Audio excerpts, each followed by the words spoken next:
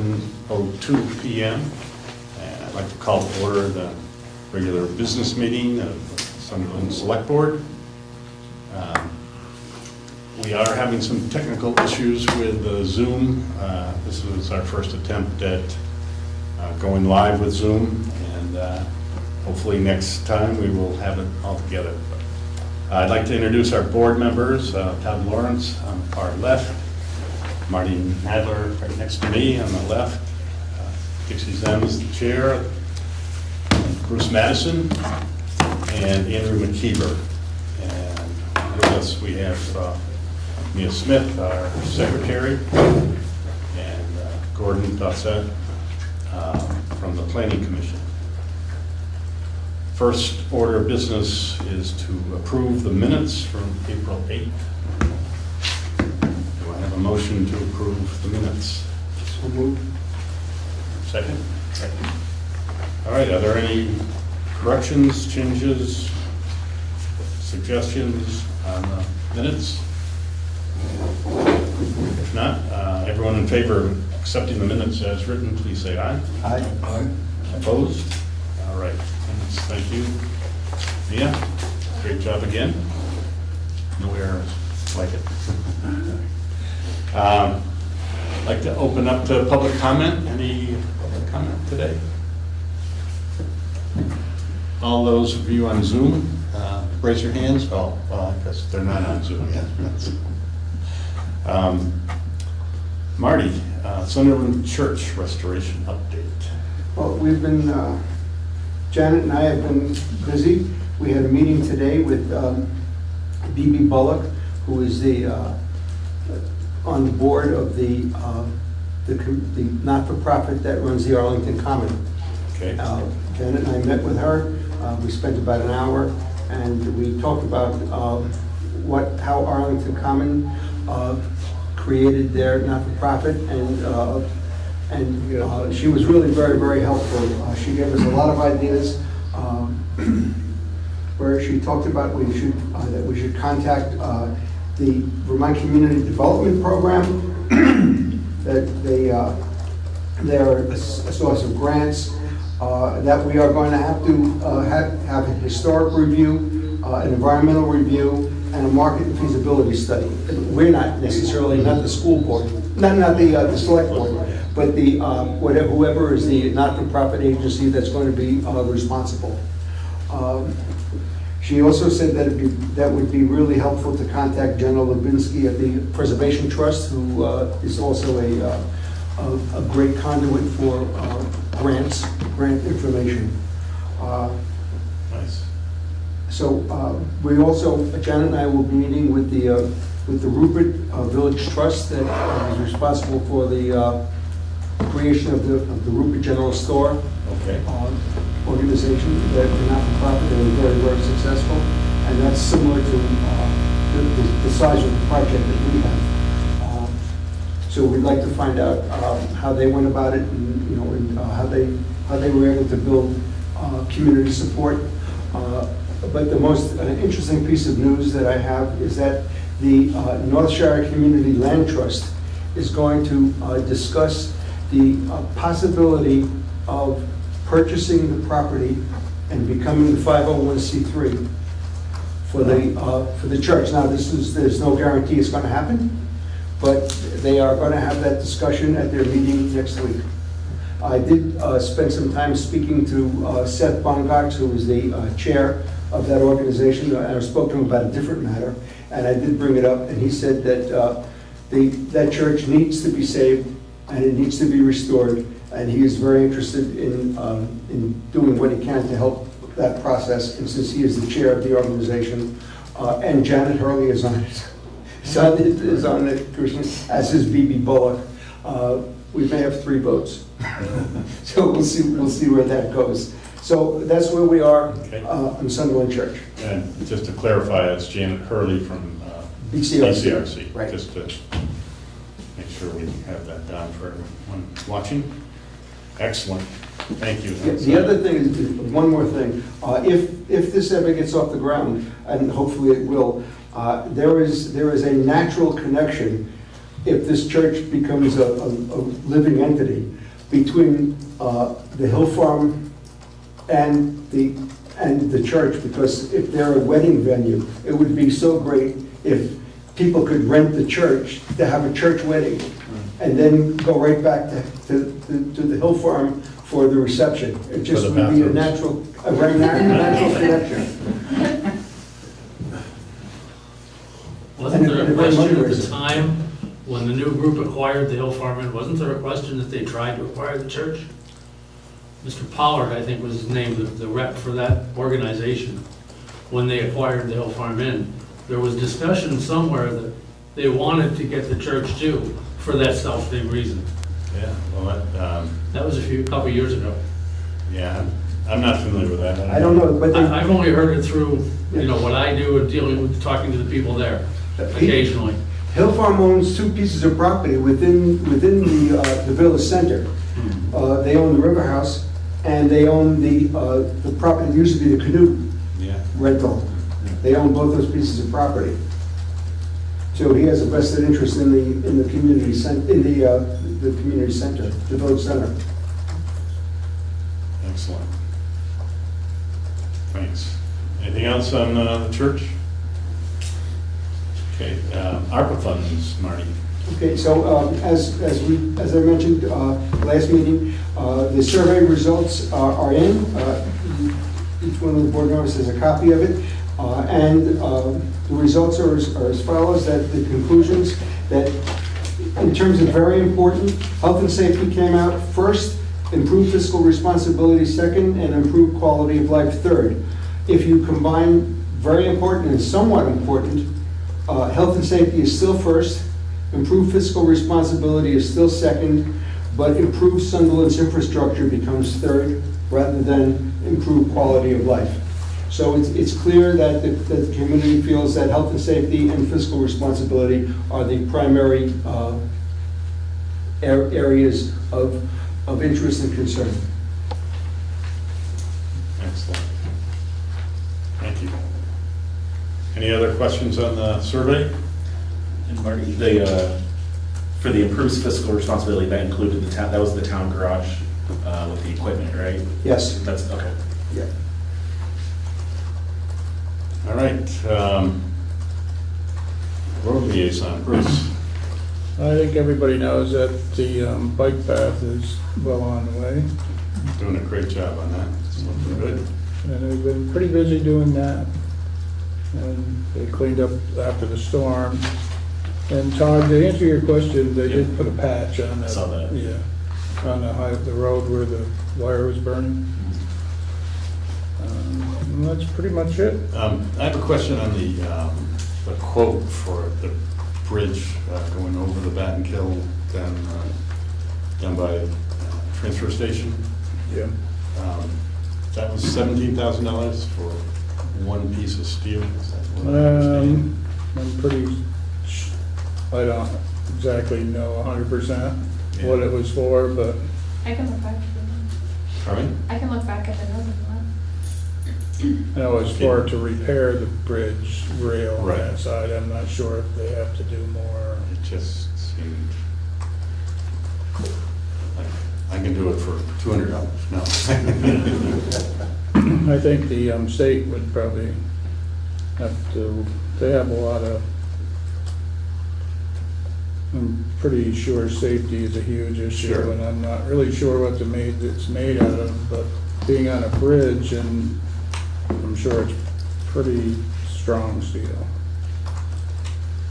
I don't know I know if there's it's some tons of, high-strength yeah, steel or there are what it is. different steels for sure, but it just. Well, I it would looks like- agree. It looks like there's one piece that could be replaced and it would be back to, that was my opinion, but I don't know if the uprights were compromised. It didn't look like it to me, but it looked like just that one cross member got hit.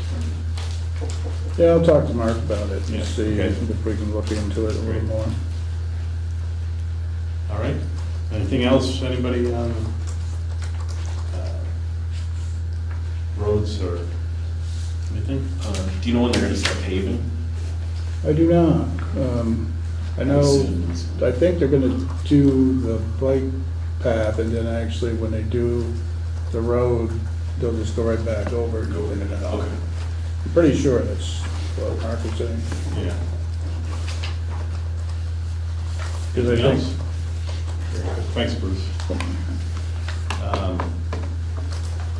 Emergency management report, and we're discussing the acceptance of the local emergency management report, or plan, right? That's, Yeah. and we all have copies of that, and I looked it over, and you said you made a couple changes on contact? Yeah, so from the last meeting I gave everyone the rough draft, and then from that time to now, the only thing I've really changed, I updated some contacts, did some formatting. I did add in Morgan Kelly as the emergency management coordinator again. I had it vacant last year because I wasn't sure of his status, but Susan in the office has spoken to him. Okay. And he's still interested in that position. I was on vacation last week, so I'm gonna reach out to him again this week. But he said he told Susan that he's still interested, and I got new contact information for him. So I felt like I could put him back in and try to get him up to speed. And then other than that, the only other changes, like I said, were just some contact updates. So nothing major to the structure. And then just the requirement, we have to, I guess, vote and adopt it every year. Yes, we do. And then if we do agree on it, then it just needs to be a signature and then also a printed name for you, Dixie. Okay. And then once that's done, I'll send it to BCRC, and then they send it off to the state. All right. Do I have a motion to accept and have me sign this agreement, a local emergency management plan? I'll make the motion. Do I have a second? Second? All right, any other discussion on that? But that was very thorough. Good job on that. Good job. Anybody with any questions, adjustments, corrections? Okay, all in favor of having me sign this, please say aye. Aye. Opposed? All right, I will sign this. Thank you. Thank you, Ted. It's a work in progress. Goes on and on.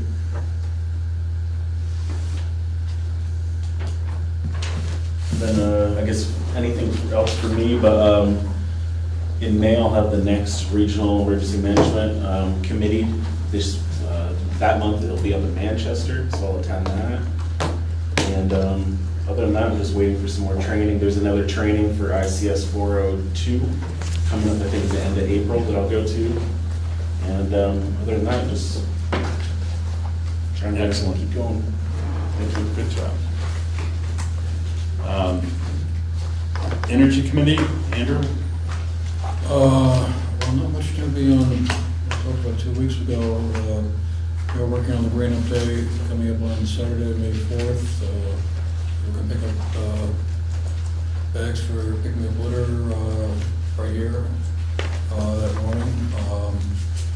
And go out and on the road and what have you. That's the main Yes, it is. Yeah. thing. As far as CUD update, I don't know if any more beyond what we talked about 2 weeks ago either. I'm getting a meeting Wednesday this week. So we'll find out more at that point, but basically I think it's still pretty much the same. All right, great. Where I said 2 weeks ago. Thanks, Andrew. The solid waste, just a reminder that the household hazardous waste permanent facility in Bennington will be opening, I think it's the middle of May. And you can call, make an appointment to take your household hazardous waste down there. You can go online, BCRC has on their website, and I think we have a link on Sunderland's website that will tell you what materials they will take and what they won't take. So that will be opening in May, so coming right up. Next on the agenda, we're talking Planning Commission, Gordon, I don't know if you want to discuss the short-term rental at all here. I did have a couple of questions. There's a proposal for an ordinance to control the short-term rental in Sunderland. And I've gone over this. I had a couple of questions maybe you could help me with. On one of the items, by the way, there is a meeting on May 7th, it's a special meeting. It'll be here, May 7th, 6:30 PM for the town folks to comment or come in and question whatever the short-term rental agreement or ordinance. I thought it was very thorough, very good, very thoughtful. One of the questions I did have, and I wasn't sure about, is this is talking about hosts that are tenants, and I'm not sure what that means. And so if you have a short-term rental and you're renting it out to a person, he can rent it out to someone else? Is that the host who's also a tenant? No, I think it's if I'm in my, well, let me back up just a second. Okay. I'll just give you like a real quick overview. We've been spending months on this policy. We had, we kind of came to a consensus on our board that we needed to get something in place. There's a lot of interest in short-term rentals in our area, you know, from Manchester. The housing stock issue in Manchester is a big one. We took what we thought was a pretty cautious start to this. We didn't want to, we know that it has the potential to be contentious, because I think some people have bought property with the understanding that they could turn around and use it for short-term rentals. Other people are spending time out of the state and renting. We've heard a couple of horror stories of people that have, like a 6 and 7 bedroom house that is not, it's owned by a company in Texas, I believe, and it's constantly turning over. So we were trying to get a cautious first step, realizing that this whole thing is changing pretty fast. The state may enter in and do things that will necessitate us doing something, but we thought it was important to get something in place, because otherwise, in a vacuum, forces are going to come in and do things that maybe many of us, most of us might not like. So we thought, okay, let's get a first step, and that's what this policy represents. We had an open hearing, we had some people come. We tried to be responsive to what the public was saying. We tried to reach out. So all of this is to say we really spent a lot of time on this and vetted it as best we could. So to answer your question, it really, and maybe the language isn't clear, but what we meant there is a person who owns his or her home using part of it as a short-term rental, so that you're a tenant in your own home and then you're choosing to rent it out, as opposed to, say, living in Florida and renting your old place out. Does that make sense? Okay, it just seemed like that was addressed earlier here. You have a printed copy? I do. Yeah. An excellent one. There's 2 questions here, so. Okay, I have a question mark next to that one too. Okay. So maybe you could read that, so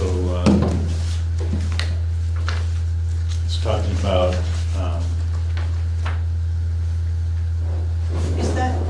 Is that the difference between Airbnb and VRBO? Because like an Airbnb, my understanding an Airbnb is that it's maybe a person has a couple of rooms or an apartment over the garage, they live in the main house, they rent out the apartment over the garage as a short-term rental, that's an Airbnb, but they're actually there. Where VRBO is the vacation rental by, it's the entire home, there is nobody there, you rent the whole place out. I think that's what the difference is, so like, people who originally did Airbnbs, they were like the hosts. They were in their home while the vacationers were on their property as well. And they served you breakfast. And, well, that's Sometimes. just Airbnb, that's just B&B, bed and breakfast, you know, Airbnb, it's like a different thing. So it's kind of, there's a gray area because there's some there are hosts who are renting part of their house. I mean, I've done Airbnb where I've rented a room in a house, but the owners were there, I just needed a quick place to stay, but that fell under Airbnb, not VRBO. Okay. And so maybe that's where the confusion in the language comes. Yeah, when I was reading through that, it seemed like it was addressing owners that were hosts that lived there and owners that did not live there. Yep. But then this last item said hosts who are tenants. So I wasn't clear what a host who was a tenant meant.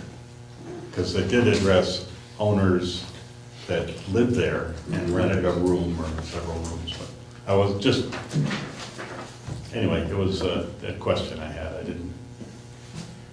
And the host portion of the rental, short-term rentals, is kind of another issue too, because I know people that own short-term rentals in other states, and they're the host, but they live across the country. So in terms of the short-term rentals, and I guess what we could talk about on the special meeting about the host too, that's another gray area of, but you might be a host, but you're not present. Yeah, anywhere maybe near we the need property. a definition. Yeah. Because I think what we intended here is you own the property, and then if you're, let's say, if it's my house and I'm renting out a part and I'm present, then I'm the owner and I'm the host. Right.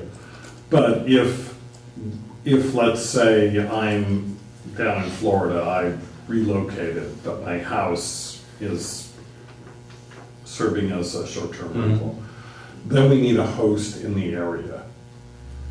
And that, I think, is the distinction. So the host living in the area might in fact live in the house and then rent out a part, or might not. But I think when David wrote this part, because he cobbled together a lot of this, he did a lot of the work on this, I think when we were discussing it, we had an understanding, but maybe it's not, maybe it needs a definition to distinguish owner from host. Well, I mean, because what that said was that the host, as a tenant, had to give his license and all his personal information, which means like the person probably isn't the person that owns the house. Right. But he is the host. What we were concerned about was if somebody is out of state and something happens on the property. Right. Who's responsible? Right. So the host, we wanted to clarify and have the host there, but if it's not clear, then it may need some revision. Okay. If Well, I it's think not clear to you guys. Isn't this addressed in 18.5 Yeah, I thought. GI? All owners or hosts who do not live within Bennington County or who are not present during the duration of the rental are required to designate an emergency contact located in Bennington County, which is empowered to represent the owner or host no matter, in case there's a problem. I So thought that. So that, I think, addresses that question of if you have an absentee owner, you're required as part of the registration to have someone who's available 24/7 to Yes. deal with a problem or whatever. Yeah. Do you know, for the document itself, I'm assuming there's been a couple versions updated? Yes. Okay, just because, I guess, I just wanted to make sure the one I'm reading is the most current one, because I feel like at some point I've read one that had some words that I had questions on, and then I've gone back, and even though the version still says September 27th, 23, the verbiage was different. So I just want to make sure what's on the website is the most current one? Full? Rob sent out a link to this one this week, or Okay. last few days, and Well, I have to say, I was away when the board met last. yes, yeah. So I believe he would be sending the most recent, the correct version. I don't think anything was changed. Okay, I just wanted to make sure I Yeah. wasn't going crazy. Words I was questioning about grandfather in and stuff were gone, so, okay. And on standards, 18.7, it says, a host may register their primary residence as one whole unit, short-term rental, or the host may register up to 3 rooms within the primary residence as a partial short-term rental. So there was some, what is a whole unit short-term rental versus a partial that's got 3 rooms?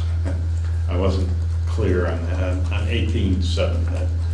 Those weren't clear to me, but Okay. other than that, you can take this to, and you can just keep those. Okay. And you can talk to your rest of the people on the planning commission if you want. Just, those were a little foggy to me, but. Okay. I kind of view, if you don't mind, I kind of view that one thing, so like, I'm reading it as you can register the whole property, you're not present on site. Right.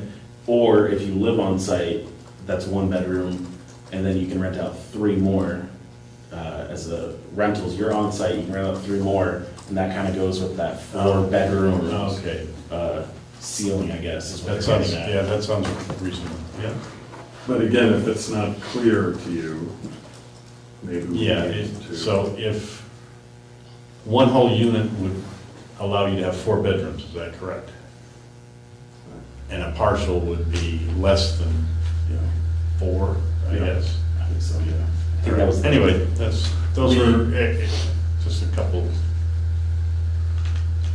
little things. Yeah, and I don't think we were explicit, unless there was a change in the last meeting. I don't think we were explicit as to the maximum number of rooms, bedrooms that could be rented I out. think this came, I think the updated one was 4 bedrooms. Okay. That you could. Because when we maximum. had the public hearing, there was a considerable concern about essentially, what's the, for all intents and purposes, like a hotel. Yeah.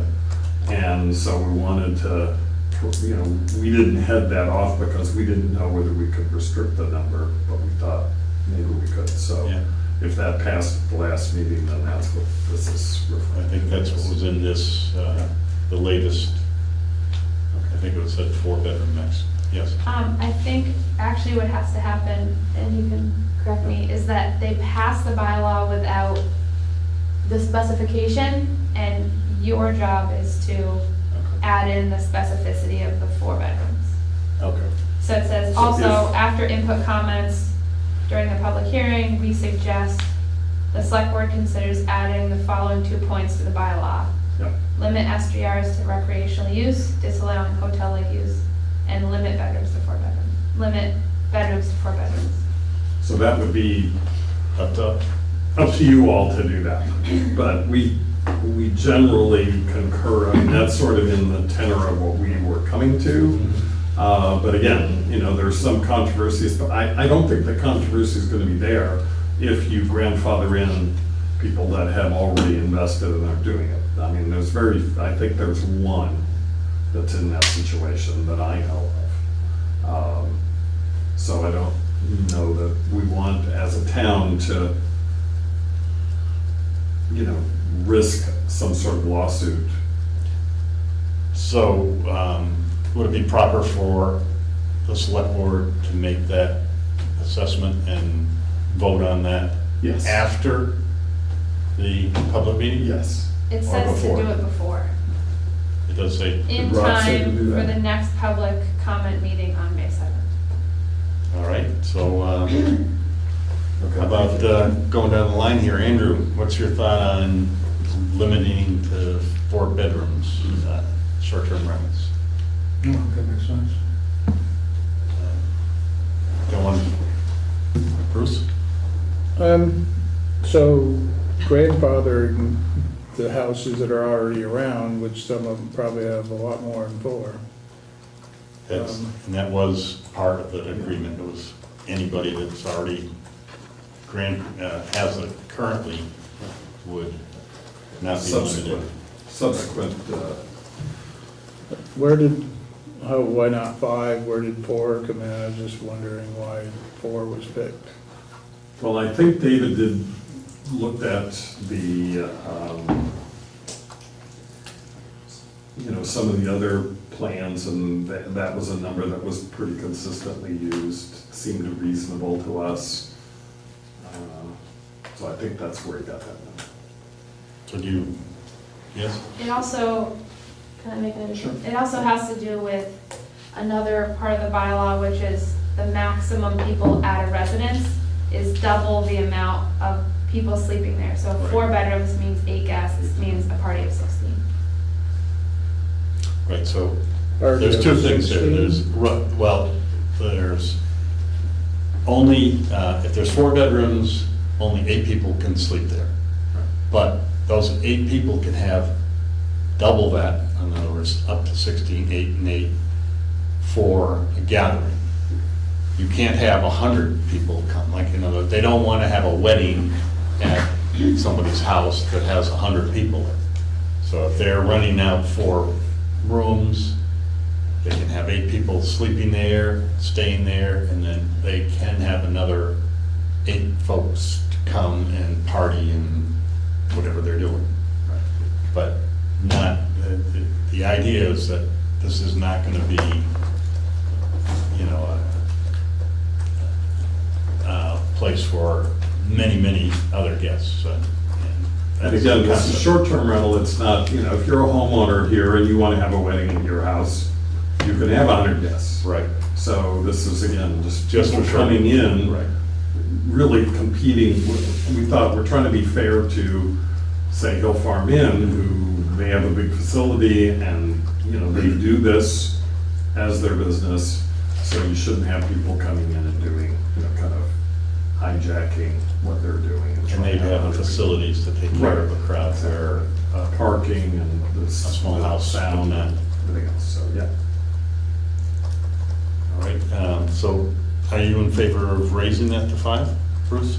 I just wondered how many houses are actually capable of, that are in the town, if it's like on Bromley or in Stratton, they'd probably a lot of big groups go skiing, but I'm not really sure if there's many houses here that, maybe the one over across the street has quite a few bedrooms, but that would be grandfathered. If they're, Well, I believe there's one that I'm aware of that we've heard about. But I think, again, we're trying to sort of head off people starting to develop property in Right, this for that manner. reason. right, we don't want people coming in building a 12-bedroom house and And we did come across, there was, I guess, the industry publishes lists of areas that seem especially ripe for development. And across the country, the Green Mountain region was like number 12, I think, of these across the country. So people are aware of this area, so we wanted to head off the problem before it became a big problem. so. Are you in favor of raising that, Bruce? I'm good with it, I just, No, that's fine. Questioning it. Yeah, we had a question. I just, half of, 10, 5 is a kind of a even 4, I was just wondering why. So, Marty?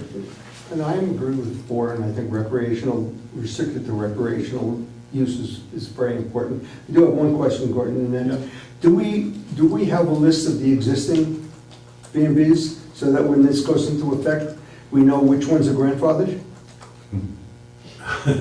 That's a good question, and I have not seen a list like that. I mean, that's one of the challenges about all this, so that's something, I don't know the answer, it hasn't come up, I don't know. We have looked at time to time, gone on to Airbnb, and the numbers fluctuate because people pull them off, and so we don't really have a good registration system right now. I mean, I would hate to see somebody with 5 or 6 bedrooms say, oh yeah, I've been an Airbnb for 5 years, I just haven't had anybody. Yeah. Yeah. I have a question. If you have, say somebody has like 4 tiny houses and they have, and would that be just for every one they have, or like if they had 60 acres and they put some on it? Right.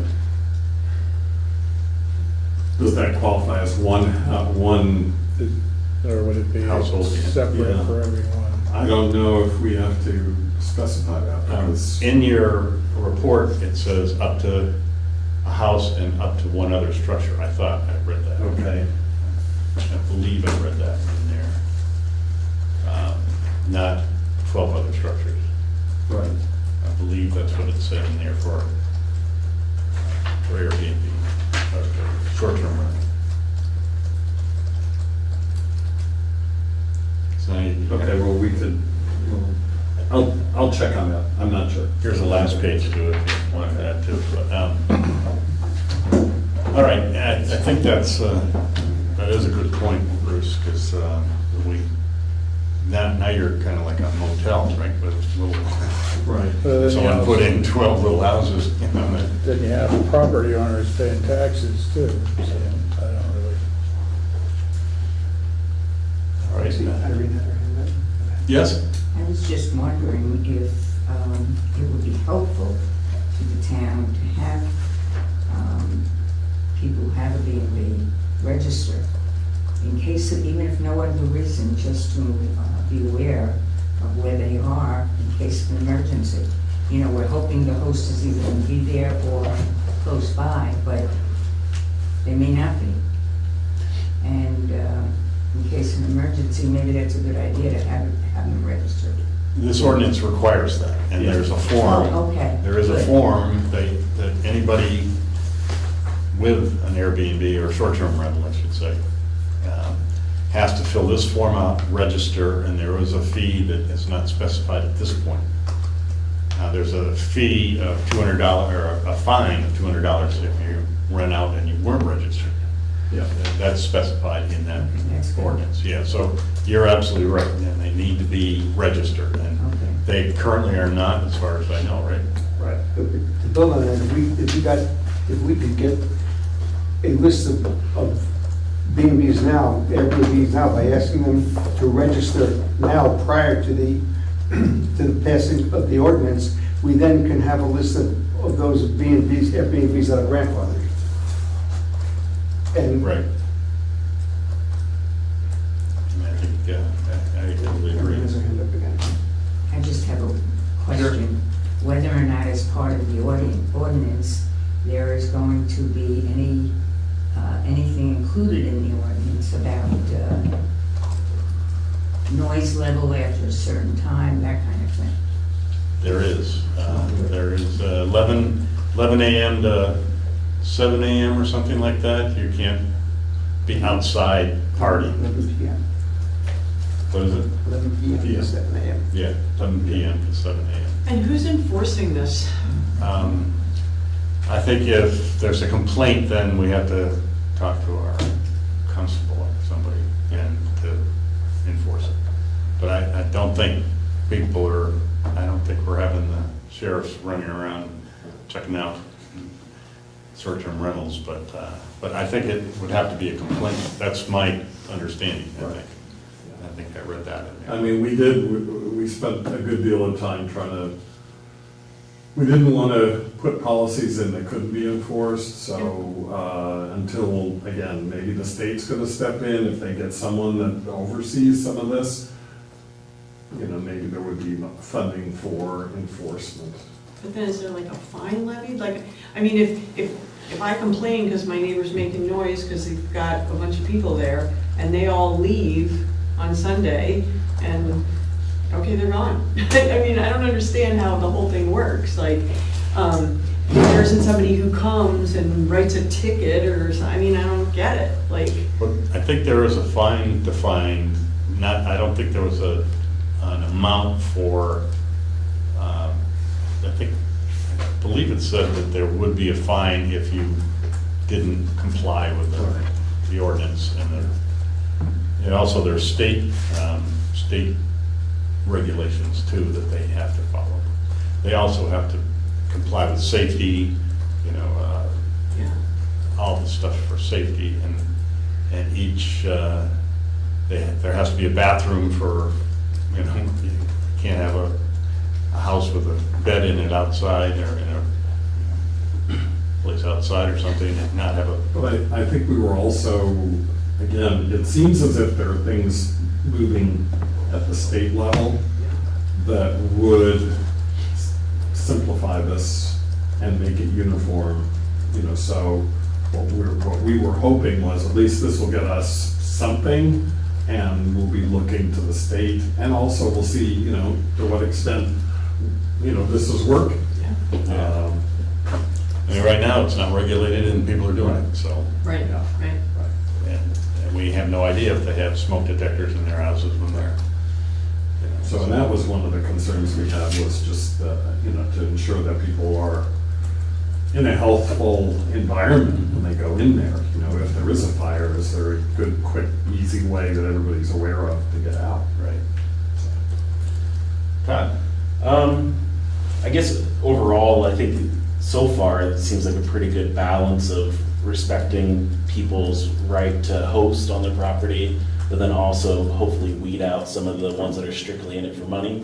I don't want to go into a history lesson, but 1700s onwards, everyone could have people in their homes as inns and taverns, and I think most of us probably don't have an issue with, a on-location host. It's more of the out-of-state corporations and stuff like that. I think 4 is a decent amount of rooms available. That's like the average 3 to 4 average size home. So it still gives the people the opportunity to rent out a room if they want to just, as some say, make a quick buck or whatever. I guess my question is too, for the planning board, in our land use bylaws, it talks about hotels and it gives the definition of hotel. So I guess it's just a weird, bigger picture thing. We're dealing with short-term rentals, which fall underneath the definition of a hotel. And then, so making decisions, do we look at these as hotels or we look at them as homes? I mean, I know that's a bigger item. I don't want 31 hotels in Sunderland if I'm going off the definition of what is in the land use development bylaws. But yeah, to sum it up, I'm okay with 4. All right. Any other discussion on number of rooms that we would suggest for this ordinance? So do I have a motion that we approve 4 bedrooms? And recreational use. And recreational use only, yes. Do one last question, sorry. Yeah. It goes back to the grandfather properties. Say you have the 4, the 5, or the 6. If they are grandfathered in, if they do sell or transfer, then they go back to the current regulations. Because I just don't, I don't want perpetuity. Someone that has a 12-bedroom house, Right. then they get the extra bonus to keep selling it as a hotel. That's my understanding, yes. That Would sunsets. you agree? You're right, it has to. But it In would- there, it does say you need to, It revokes. if you sell a place, it goes back, and Okay. they have to apply, the new owner would have to apply and comply with the Okay. current regs. But that should be clear in the, make sure that. Fire would be better. Do inns have limited rooms? Do what? Inns? I don't know, that didn't come up, I don't know. I mean, I don't know how many rooms Hill Farm has, for example. But the distinction is, the inns and hotels are commercial properties. Right. And this is an ordinance specifically for residential property. True. But Hill Farm and Ira Allen and some of the Hill Farm properties, you can book on Airbnb or VRBO, not through their hotel website, the Hill Farm. So I guess that might be another follow, is Hill Farm just the hotel, or do these properties now lie within, like, as standalone Airbnbs? If you can buy them on an app or rent them on an app, do they still qualify as a lodging? Is that kind of what you were? Yeah, Okay. Well, I think that, you can get hotels in, we're looking at, stuff at, VRBO, and, some of them are rooming, well, they're commercial residences, that have several different, rooms, hotel-like places, short inns, and some of them are private houses. So, the distinction being residential versus commercial. Right. The inn is listed as a commercial place. They're just advertising on Vrbo and Airbnb as opposed to on their own website. Right. Yeah, we didn't have, so But they've Hill Farm would purchased not, they would be outside of this whole discussion because of that, the commercial. I didn't realize they were doing that. Because I think down, I don't know, is it the Onada or whatever the name of that road is, I think they have like another cottage or two down that way too, so. Ondua, I think. Yeah, is that Hill Farm, or like now are they in the Airbnb business, or are they the lodging business? Well, they're commercial, they're, I know, it just seems like it's a blurred line that might be an issue one day. Well, that's not commercial down that road, though. yeah, I don't know if, I'm not sure how, it's owned by a commercial entity, right? So, I don't know, yeah, that's something for your planning commission to discuss, maybe. I think they own 111 on Delaware Road. What's that? I think it's 111 on Delaware Road they own. Yeah. And do they rent that out, is that a, like? As far, I don't know. Yeah. Nobody gets mail there, that's all I can tell you. I think I saw an ad for it on Instagram for the cottage. I would think just, and maybe we need some specificity on this, but the definition just right off the top there is defined as a furnished house, condominium, or other dwelling room. And it goes on, so I don't, we didn't mean to include any kind of commercial property, but if. If that fell under So I that would think- definition? Sorry? Yeah, if that falls under that definition of being, I would think it does not. yeah. So I don't think they would, presumably, commercial inns have their regulations and they have to adhere to that. So they would be adhering to those, which are probably more stringent than these. So I think people would be covered in terms of safety and everything else. All right. Jack, do I have a motion to So moved. have 4 bedrooms? 4 bedrooms in- and recreational use only. Do I have a second for that? I didn't think we talked about the recreational part. We can discuss it after a motion is seconded. We don't have to vote on it until after we're discussion. All right, you second that, all right. So, recreational only, but I think, how's that defined? Gordon, as far as, I don't have, unless, Mia, maybe you know at the last meeting if that was defined more, but. in other words, can a corporation rent one of these and put their workers in there to? Well, that's the issue we're addressing, because apparently that is what happened in a couple places. That when Fidium came in and was putting up the lines, they brought people in from out of state and they put them up at Airbnbs. And some of the neighbors were upset at the level of activity going on in those places. And we thought that really was not in the spirit of short-term rental. So I don't know if, again, I wasn't at the last meeting. so I don't know if recreational it's was, a definition. I think recreational was in your ordinance. I think that's what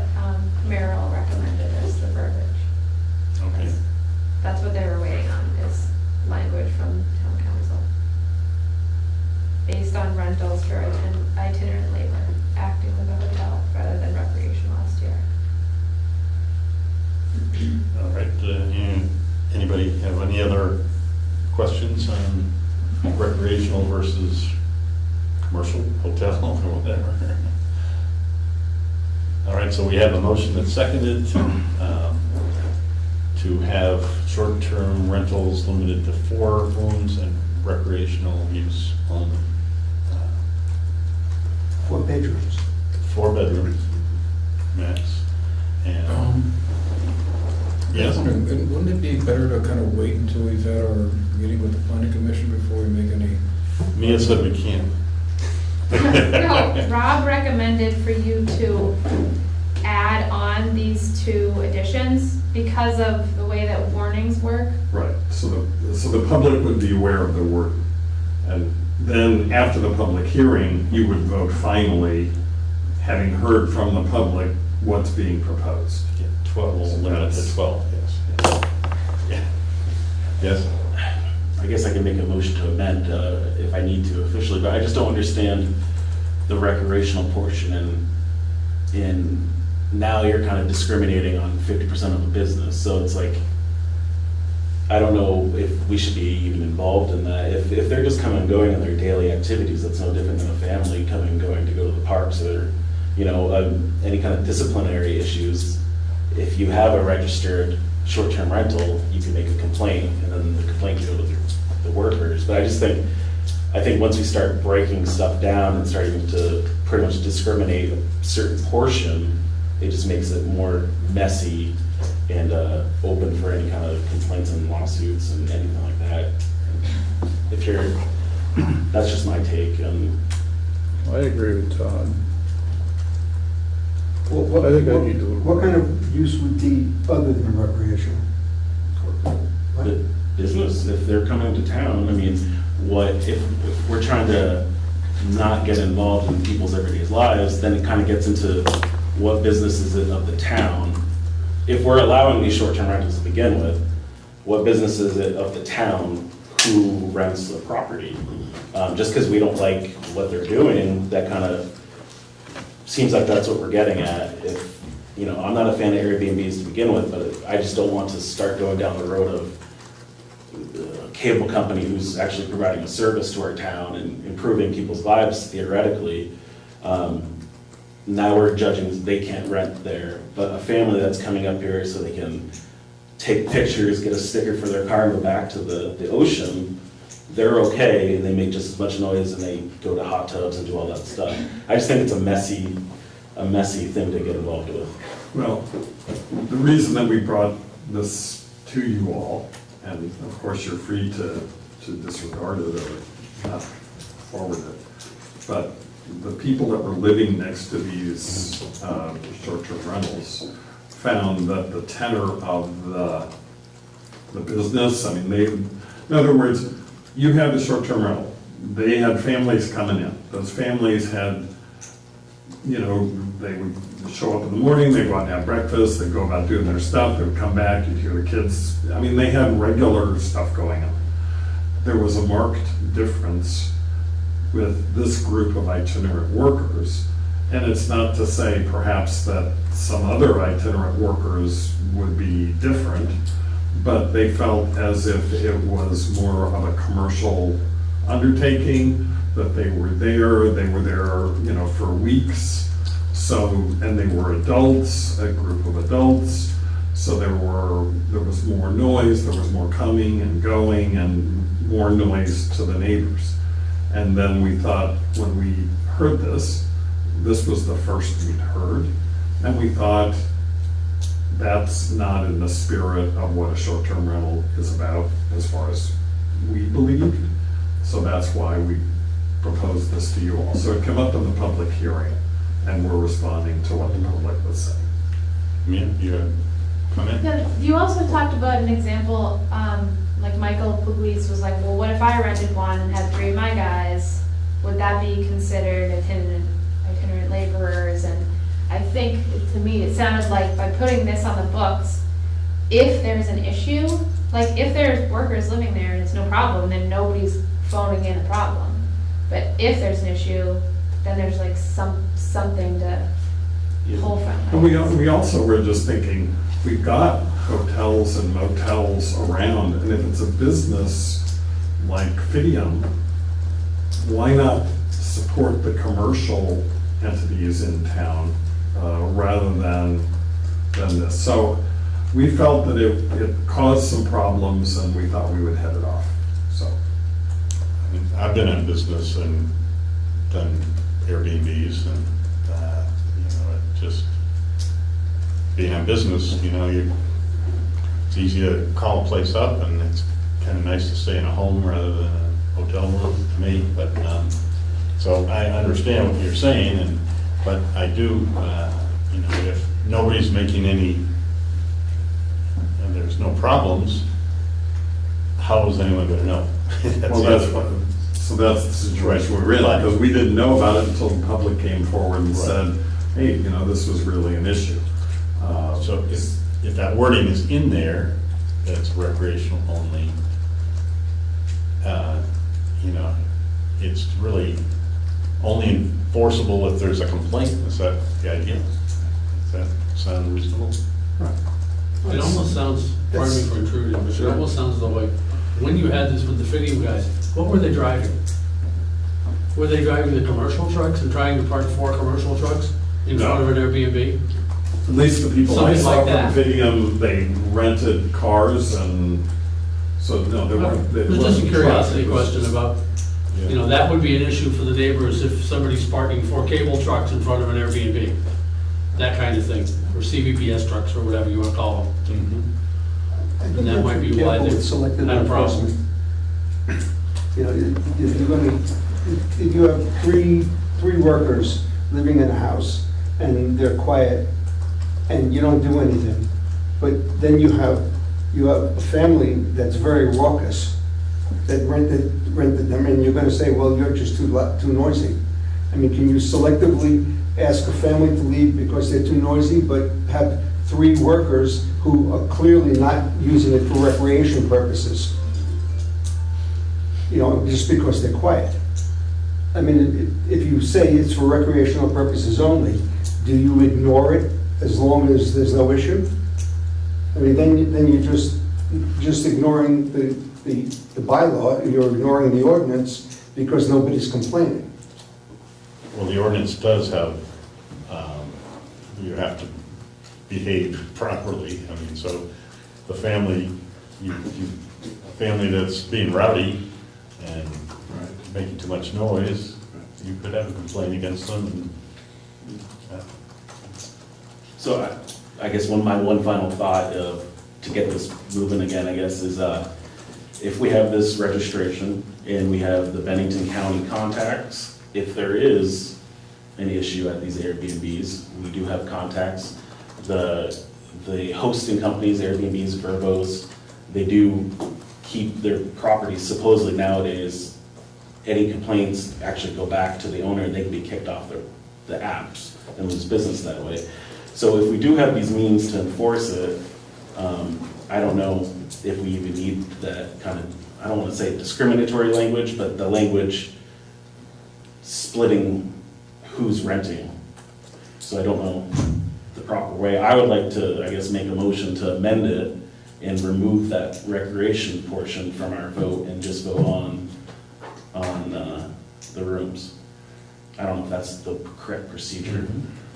Well, you could, do you think then we should amend it again to add something about noise or raucous behavior or something it's like in that? there. It's in there Is in already. there? I remember reading it, I couldn't remember how clear it was. I believe it was in there, because that's,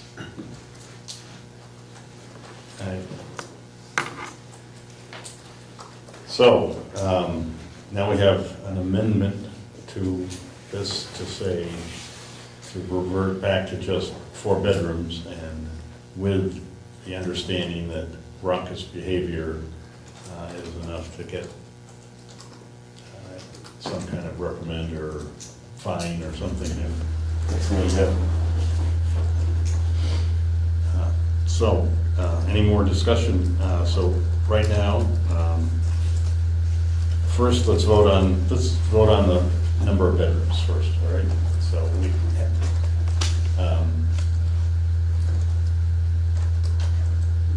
so we had a motion to accept 4 bedrooms, and that's seconded. Any more discussion on number of bedrooms?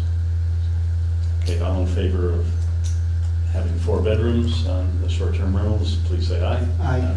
Opposed? All right, and that's with the understanding that, of course, anybody that's grandfathered in that may have 5 bedrooms already will can continue. All right, so now we had a motion to say recreational use only. And we have a second on that somewhere?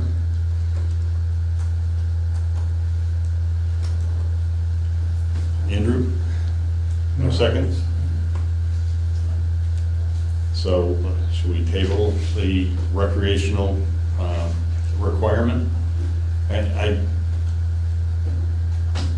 think we have any more discussion on that. My personal feeling is it would be really hard to enforce unless you've had somebody that wasn't in compliance with noise and rowdiness and things like that. You wouldn't know normally, unless they park all their big trucks, and 12 of them in your driveway or something, but so we have a motion to add recreational. We need to vote on it. There's no second, so it's tabled. It's no second. Okay, so we'll leave that out. Do we have to make a motion to leave it out? No. Because is it in, it wasn't part of that, was it? No. There's just a suggestion. So what will happen then, if you vote on that one, then that will go forward to the public warning, that will be part of the short-term rental, a limit of 4 Okay, so- bedrooms. We voted and accepted the 4 bedrooms, so. Yes. All right. That was fun. Any more? Any more discussion on short-term rentals? And a reminder, May 7th at 6:30 here, Town Hall, will be the public meeting on this, and anybody interested in their comments, we would love to have them, and both the planning board and the select board will be here to address the public. I'll have to be on Zoom. Okay.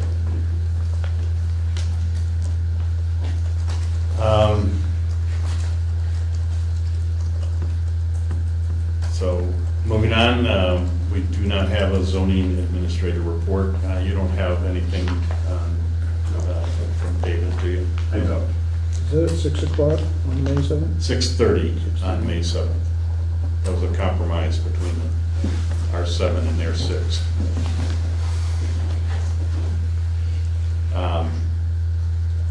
Old business, I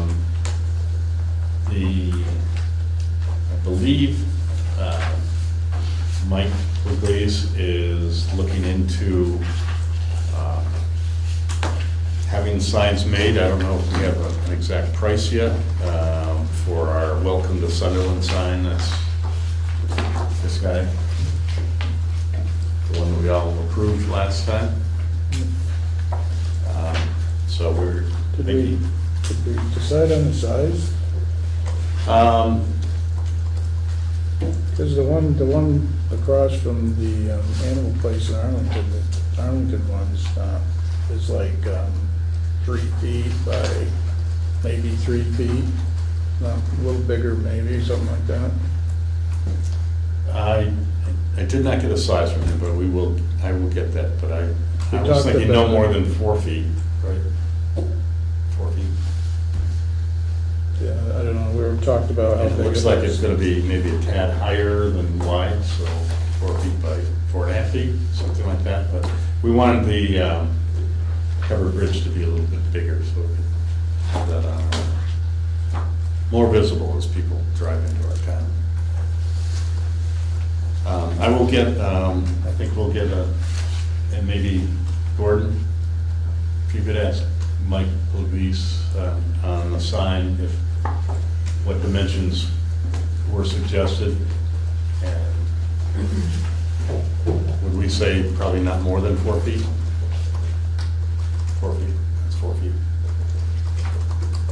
4.5 feet? Okay, something like that. Okay, under old business again, have not heard anything on the dog issue, no request for a hearing. Summer town gathering for luncheon, we are going to discuss that at the May 7th meeting with both the Planning Commission and Select Board. We will discuss that and see if we can come up with some good ideas. Anybody have anything under new business? Well, Or did you want to bring up the Village Trust Initiative, or do you want me to bring it up? I'm sorry. The Village Trust Initiative. Uh, You sent us an email about it, but I've Oh, picked I'm it sorry, up. yeah. Why don't you go ahead, if you wouldn't mind. Okay, so Andrew sent us an email about the Village Trust Initiative that the state is putting together, where there are grants available. 20 communities of less than 5,000 people are going to be selected for these grants to develop property or properties that are integral to the communities. I spoke with Janet Hurley, and she thought that this would be really appropriate for our Sunderland Church project. We would have to do it as a select board if we wanted to participate. I have information here which I could pass around. What it says. It says 20 communities, 20 of Vermont's smallest communities will soon be selected to be part of an unprecedented $10 million new revitalization project, the Village Trust Initiative, which officially launches on April 15th. This multi-year effort will be funded by congressionally directed spending award made possible by retired Senator Patrick Leahy. More than half of Vermonters live in communities less than 5,000 people. The initiative will work with 20 villages with populations of 2,500 or less.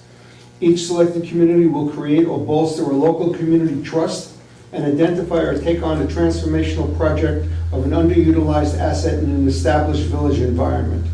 The project could be revitalization of a general store, a creation of a community center, accessibility improvements of an old town hall, a renovation of a large historic home into village-scale housing. But the initiative will go beyond a one-time project. The community trust will continue to bring a cohesive focus to sustain village life, resilience, and vitality. So there is an application form to be filled out, but the select board has got to vote to decide to choose to submit the application. okay, let's get a motion, then we can discuss this. Do I have a motion that we look into this and apply, if possible, for these village trust grants? I'll make the motion. A second? Okay, discussion on that.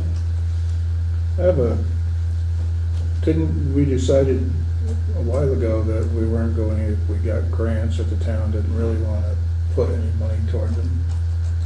Well, this would be specifically for a project like that, not, But the town, when we originally started with the church, the town wasn't going to be obligated to put money towards the church. correct. Right. But this is a grant that would be outside of. 100%? We're, It would be a grant that would be used towards, it would be a grant that could be used towards the rehabilitation of the church. It wouldn't be town money, and it wouldn't commit the town to anything additional other than the use of the grant funds. so, there's no guarantee we're gonna get this. I Right. would imagine that there are I just wanted to ask. plenty of. But I think it is a good point. If there's no matching funds required, that would be important. We don't want the town folks It to doesn't seem like pay. there's any matching funds. It seems to be just a grant initiative. So I would say that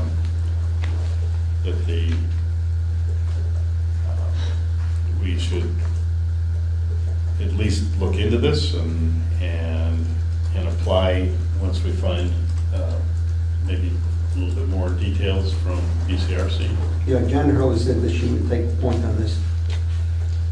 So we have a motion that we will look into this, and it's been seconded. Any other discussion? Okay, all in favor of looking into this further with BCRC, please say aye. Aye. Opposed? Great.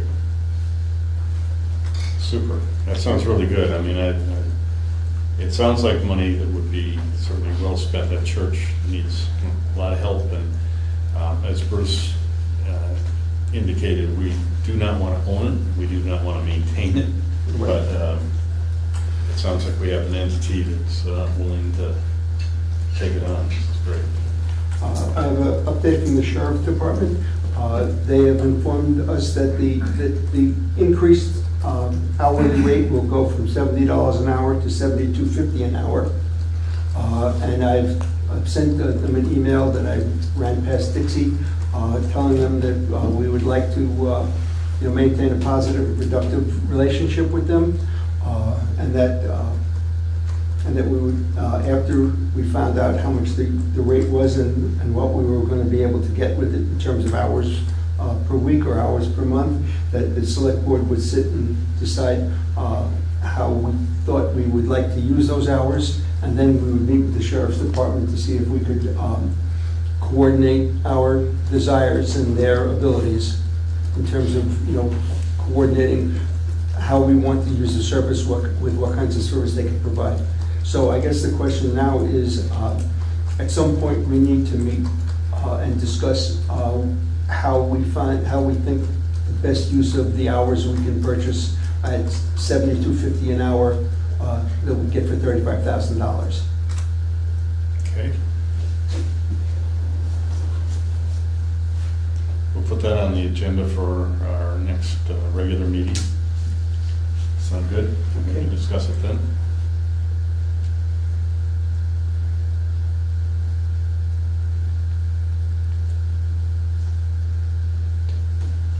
All right, signing of Yeah. warrants. You have, oh yes, we have, thank you. We do have a copy here of the Arlington annual report, just for our reference. A bigger budget than we have, but a few more people there too. So And a anybody- picture of our bridge. Yeah, our bridge in there. It's close to Arlington, so I guess. They have one in West Arlington. Yeah, they do, but it doesn't look like that one. And we also, we have a letter from Katie Buckley from VLCT, acknowledging our wonderful town clerk's submission of the ARPA funds. It's the annual report for receiving the ARPA funds, so that has been certified. I don't know if you've seen that, but I'll give that to you.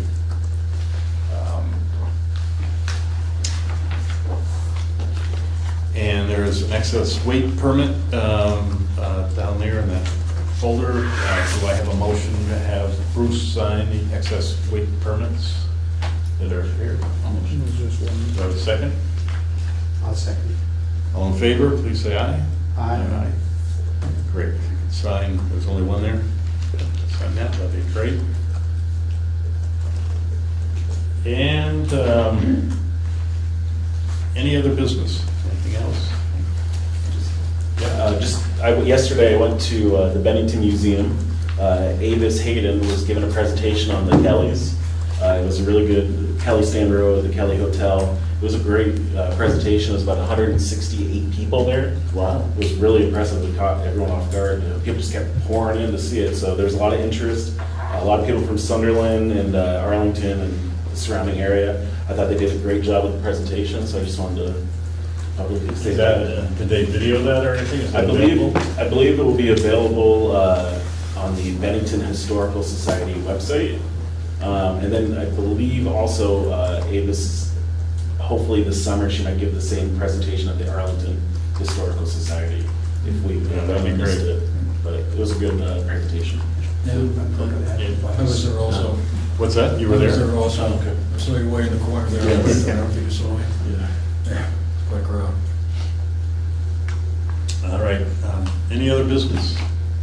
So, How about a motion to adjourn? well, two things. One, just a reminder, May 7th, 6:30 PM here, to discuss short-term rentals and the outing, possible outing for our town residents. And then our next regular business meeting will be May 13th at 7 PM right here. And then I will take that motion to adjourn. Motion to adjourn. Second? All in favor, say aye, please. Thank you very much. So,